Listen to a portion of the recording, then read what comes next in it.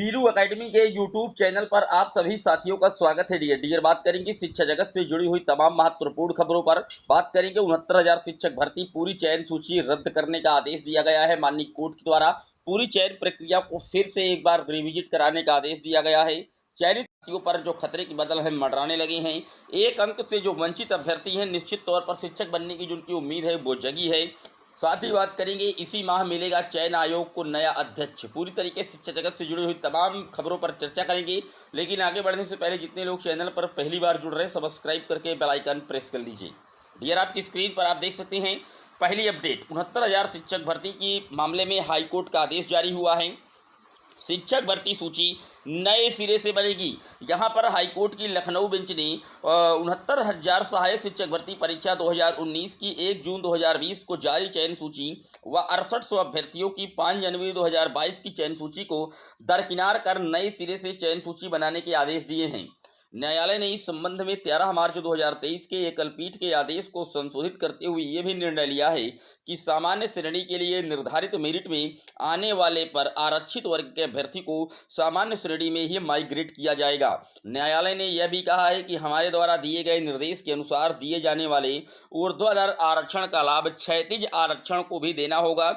इसके साथ ही न्यायालय ने इसी भर्ती परीक्षा के क्रम में आरक्षित वर्ग के अतिरिक्त 6800 अभ्यर्थियों की 5 जनवरी 2022 की चयन सूची को खारिज करने के एकल पीठ के निर्णय में कोई हस्तक्षेप न करते हुए 3 माह में नई सूची जारी करने की बात कह डाली। तो आप देख सकते हैं अब पूरी जो शिक्षक भर्ती हुई है 69,000 की, इसको 3 माह में नए सिरे से बनाने का जो आदेश है वो हाईकोर्ट ने दिया है। 90 विशेष अपीलों पर एक साथ सुनवाई हुई है। आरक्षित वर्ग के 6800 अभ्यर्थियों की चयन सूची खारिज करने का आदेश यथावत बना हुआ है। आप जानते हैं आरक्षण का एकल पीठ का जो निर्णय था वो था, हाईकोर्ट की एकल पीठ ने अपने निर्णय में कहा था कि टीईटी में आरक्षण का लाभ लेने वाले अभ्यर्थियों को सामान्य श्रेणी का कट ऑफ मार्क्स पाने पर अनारक्षित वर्ग में रखा जाना सही है, क्योंकि टीईटी एक अभ्यर्थी को सिर्फ सहायक शिक्षक भर्ती परीक्षा में भाग लेने के लिए पात्र बनाता है। हालांकि एकल पीठ ने आगे कहा कि सहायक शिक्षक भर्ती परीक्षा में जिन अभ्यर्थियों ने आरक्षण का लाभ लिया है उन्हें अनारक्षित श्रेणी में नहीं रखा जा सकता है। तो आप देख सकते हैं एकल पीठ का ये डिसीजन था। अब यहाँ पर डबल बेंच के द्वारा मामले को पूरी तरीके से खारिज किया गया है और जो चयन सूची है उसको नए सिरे से बनाने का आदेश दिया गया है। आप देख सकते हैं 69,000 शिक्षक भर्ती में बड़ा झटका, हाईकोर्ट ने दिया नई चयन सूची बनाने का आदेश।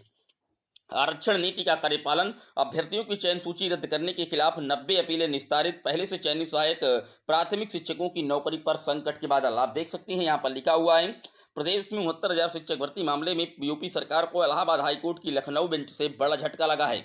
कोर्ट ने प्रदेश सरकार को 1 जून 2020 और 3 जनवरी 2022 की चयन सूची को दरकिनार करते हुए 2019 में हुई सहायक शिक्षक भर्ती परीक्षा के आधार पर नियमों के तहत 69,000 शिक्षक भर्ती की नई चयन सूची जारी करने का आदेश दे डाला है। अब देखने वाली बात यह होगी कि जो सरकार है, राज्य सरकार है, क्या ये सुप्रीम कोर्ट का दरवाजा खटखटाती है या फिर नए सिरे से चयन सूची का निर्माण करती है, क्योंकि आरक्षण की विसंगतियों को लेकर के ये भर्ती प्रक्रिया शुरुआत से ही विवादों में घिरी हुई है। हालांकि यहाँ इस भर्ती प्रक्रिया में बीएड के कैंडिडेट भी शामिल हैं।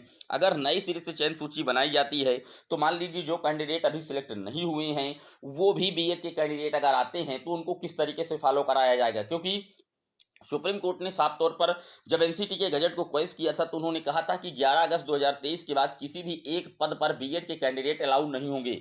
तो आखिरकार जब नई सूची बनेगी, उलटफेर होगा, तो बीएड के कैंडिडेटों को किस तरीके से ट्रीट किया जाएगा, अभी ये भी कहीं ना कहीं एक प्रश्न जो है वो बड़ा सवाल बना जा रहा है। बात कर लेते हैं अगली अपडेट की। अगली अपडेट आप देख सकते हैं 1 नंबर से पास हुए अभ्यर्थियों को भी नौकरी की आस है। परिषदीय प्राथमिक स्कूलों में 69,000 सहायक अध्यापक भर्ती में आरक्षण विवाद का मामला हाईकोर्ट की लखनऊ बेंच से हल होने के बाद 1 नंबर से पास अभ्यर्थियों को नौकरी की उम्मीद जग गई है। इस भर्ती के लिए 6 जनवरी 2019 को आयोजित लिखित परीक्षा के एक प्रश्न के चारों विकल्प गलत थे, जिसमें कॉमन अंक दिया गया था और वो 1 अंक पाने वाले जो अभ्यर्थी उनकी संख्या लगभग 2 से 3 हजार के बीच में है और वो भी अभ्यर्थी लगातार परेशान हैं। आज तक उनको नियुक्ति पत्र नहीं मिल पाया है। यहाँ पर आप देख सकते हैं पूर्व मुखिया अखिलेश यादव ने कहा है कि नई सूची पर रखेंगे निगाह और किसी भी अभ्यर्थी के साथ नाइंसाफी ना हो यह सुनिश्चित करवाने में कंधे से कंधा मिलाकर के अभ्यर्थियों का साथ निभाएंगे।